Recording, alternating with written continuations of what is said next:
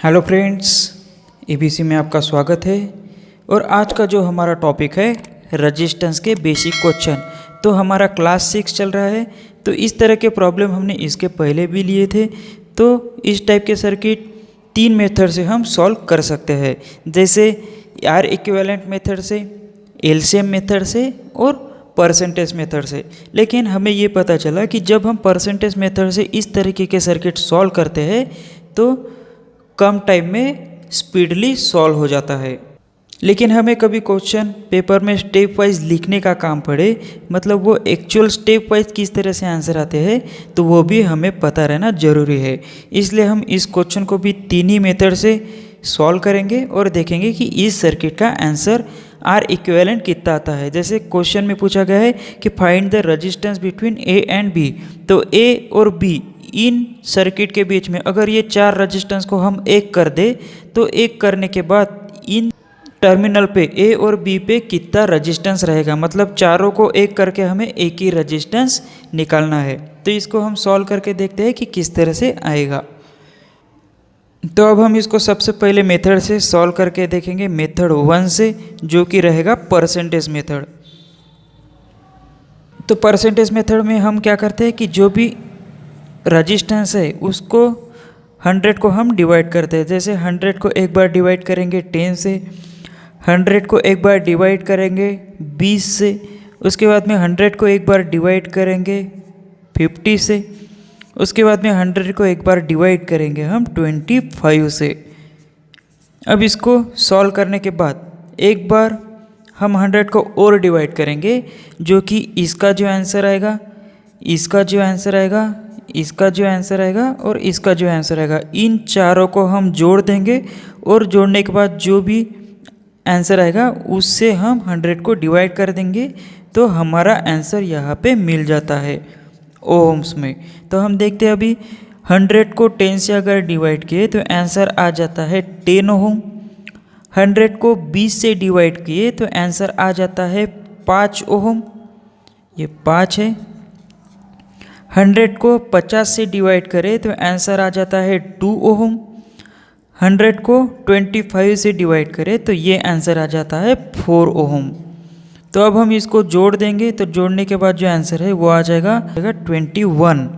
तो ये जो 21 ओम है, ये 21 ओम से हम एक बार फाइनली 100 से 100 को डिवाइड कर देंगे 21 से, तो इसका जो आंसर है वो आंसर आ जाएगा 4.7 ओम। तो ये हमारा फाइनल आंसर हो गया। मतलब हम परसेंटेज मेथड का यूज़ करके एकदम इजीली और परफेक्टली आंसर निकाल सकते हैं। मेथड 1 जैसे हमने देखा था परसेंटेज मेथड, तो ये इजी मेथड है। अगर एग्ज़ाम में हमें सिर्फ आंसर निकालना है, स्टेप नहीं दिखाना है, तो हम इस तरह से परसेंटेज मेथड का यूज़ करके क्वेश्चन सॉल्व कर सकते हैं। अब हम मेथड 2 देखते हैं, आर इक्विवेलेंट मेथड से इसका आंसर क्या आता है।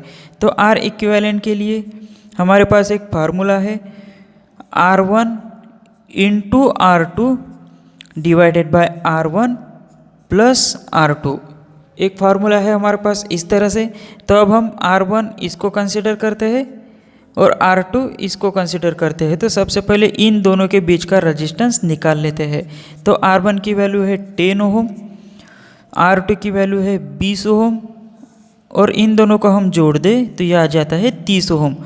R1 10 प्लस 20 जोड़ने के बाद आ जाते हैं 30। अगर इसको हम सॉल्व करें तो 200 डिवाइडेड बाय 30, तो ये आ जाते हैं 20 डिवाइडेड बाय 3।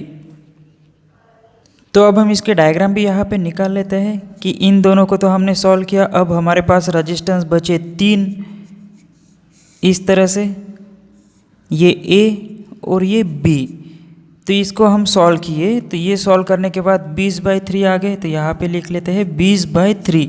इसका जो रेजिस्टेंस है ये है 50, जैसे यहाँ पे दिया है। ये जो है वो है 25। अब हम इसको R1 कंसिडर करते हैं और इसको R2 कंसिडर करते हैं और इन दोनों के बीच का रेजिस्टेंस सॉल्व करते हैं।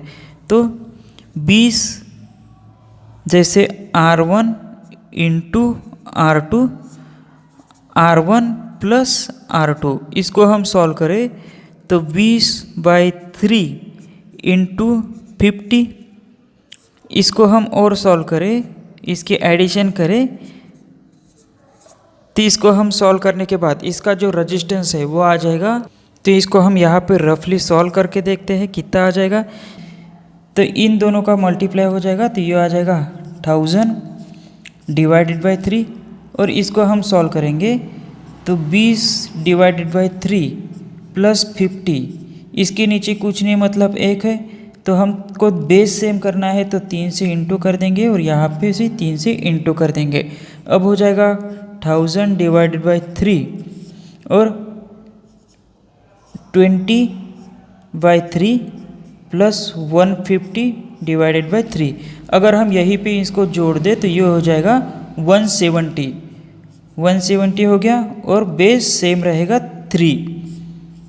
इस तरह से अब इसको हमें मल्टीप्लाई कर मतलब इसको सॉल्व करेंगे तो 1000 डिवाइडेड बाई 3 और इसको डिवाइड में है इनटू में लेके जाएंगे तो ये हो जाएगा 170। अब इसको 0 से 0 कैंसिल, ये 3 से ये 3 कैंसिल, और यहाँ पे हमें बच गया 100 डिवाइडेड बाई 17। ये हो गया हमारा रेजिस्टेंस जो हो गया, ये हो गया इन दोनों के बीच का 100 डिवाइडेड बाई 17। तो अब हमें जो रेजिस्टेंस है मतलब इसको हम यहाँ पे सॉल्व करते हैं, यहाँ पे सॉल्व करते हैं कि एक रेजिस्टेंस है ये वाला और एक रेजिस्टेंस है ये A हो गया, ये B हो गया। अब यहाँ का जो रेजिस्टेंस हमने सॉल्व किया ये आ गया 100 डिवाइडेड बाई 17 और एक जो बचा वो बचा 25। पता चलेगा कि आंसर कितना आता है। तो 100 डिवाइडेड बाई 17 ये R1 हो गया, अब ये R2 हो गया। तो R1 into R2, R1 plus R2, यही फार्मूला हम यहाँ पे लगाएंगे। डिवाइडेड बाई 100 बाई 17, यहाँ पे प्लस हो जाएगा तो प्लस 25। अब इसको सॉल्व करेंगे तो ये आ जाएगा 25 0 0 17। अब इसको हम सॉल्व करेंगे तो किस तरह से सॉल्व करेंगे, जैसे इसके नीचे कुछ भी नहीं है मतलब 1 है तो हमें इस बेस सेम करना है तो 17 से इंटू करेंगे और ऊपर भी 17 से इंटू कर देंगे। तो इनको सॉल्व करने के बाद जो हमारा आंसर है वो निकल के आ जाएगा। जैसे 25 इंटू 17 ये हो जाता है 425 और 425 प्लस 100 अगर हम करें तो ये आ जाते हैं 525 और डिवाइडेड बाय 17 ये तो सेम रहेंगे। अगर हम इसको और सॉल्व करें तो ये क्या हो जाएगा अभी 2500 इंटू, अब ये 17 ऊपर चला जाएगा और नीचे बचेगा 525। अगर हम इसको सॉल्व करें तो ये 70 के साथ ये 70 कैंसिल हो जाएंगे और 2500 डिवाइडेड बाय 525 अगर हम करें तो हमारा आंसर जो है वो आंसर हो जाता है 4.7 ओहम। जैसे हम देखते हैं कि 2500 डिवाइडेड बाय 525, इसको अगर हम सॉल्व करें तो ये आंसर हो जाता है हमारा 4.7। मतलब यहाँ पे भी 4.7 आया था और आर इक्विवेलेंट को हम सॉल्व करें आर इक्विवेलेंट के थ्रू तो वहाँ पे भी हमारा आंसर सेम हो जाता है। तो ये दोनों तरीके से सॉल्व किए तो भी हमारा आंसर एक ही आ गया। लेकिन इसमें हम पूरा स्टेप टू स्टेप लेके चल रहे हैं और यहाँ पे कुछ कैलकुलेशन में थोड़ा भी कम ज़्यादा हो गया तो हमारा आंसर अलग आने के चांसेस रहते हैं।